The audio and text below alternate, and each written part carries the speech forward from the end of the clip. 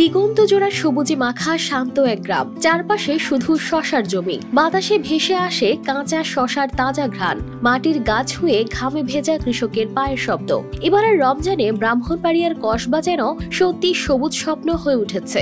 আবহাওয়া ছিল অনুকূল, পরিশ্রমে ছিল না ঘাটতি, ফলে ফলনও হয়েছে বাম্পার। দাম পাইছি না, জায়গা আছে 10.5 কেন দাম পড়লে যে মতো পাইছি না, লসের লস। বর্তমানে এখন যে বাজার, এই বাজারে গিয়ে লেবারের বেতন 600-700 টাকা 800 টাকা দিয়ে আমরা তো পুষে দাম সিন্ডিকেট করে রাখে।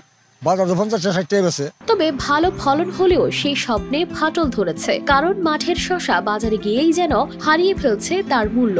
রমজান জুড়ে ইফতারের প্লেট ভরে যায় শশায়, অথচ সেই শশারই দাম নেই কৃষকের হাতে। আমরা শশা চাষ করি আজকে প্রায় 3 বছর যাবত। আমরা আগে যে শশা চাষ করছি ওই চাষে মোটামুটি ভালো, আর এবছর শশা চাষ তেমন ভালো না।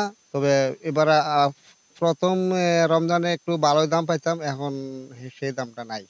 Walton washing machine, simplifying life with hassle-free washing.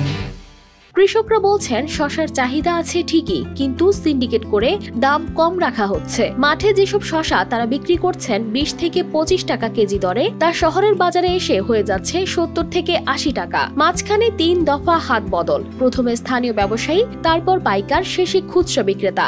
সবাই মুনাফা নিচ্ছে, আর ক্ষতি হচ্ছে শুধু কৃষকের। খরচ তো অনেক খরচ, না লাভের কোনো আশা নেই। জমি শশা নষ্ট হয়ে গেছে, তো আসলে দামটা পাওয়া যাইতেছে না। বছরের পর বছর ধান গম করে লাভ না হওয়ায় কসবার কৃষকরা এখন সবজি চাষের দিকে ঝুঁকছেন। এই বছর 12 হেক্টর জমিতে শশার চাষ হয়েছে, কিন্তু লাভের বদলে তারা বাধ্য হচ্ছেন শশা অল্প দামে বিক্রি করতে। এই পরিস্থিতি বদলাতে প্রশাসনের উদ্যোগ জরুরি বলে জানান এই কর্মকর্তা। আমাদের কসবা উপজেলায় প্রায় 12 হেক্টর জমিতে শশা আবাদ হচ্ছে এবং খুব ভালো ফলন হচ্ছে।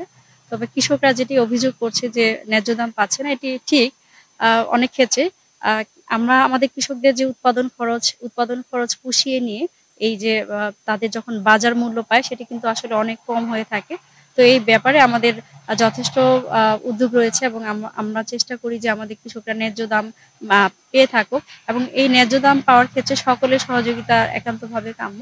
আমাদের কৃষকদের প্রতি সম্মান রেখে আমাদের কৃষি পণ্যের যে প্রোডাক্টগুলো বা যে ফসলগুলো, সেগুলোর প্রতি একটু আমরা যদি বা আমাদের কৃষি যে বিপণন অধিদপ্তর আছে, সব ডিপার্টমেন্ট মিলে যদি আমাদের কৃষকের পাশে দাঁড়ায়, আমার মনে হয় যে কৃষকের যে সমস্যাগুলো আছে সেই সমস্যাগুলো সমাধান করা যাবে।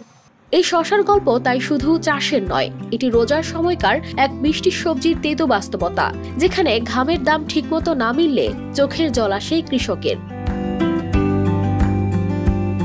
News desk, RTV।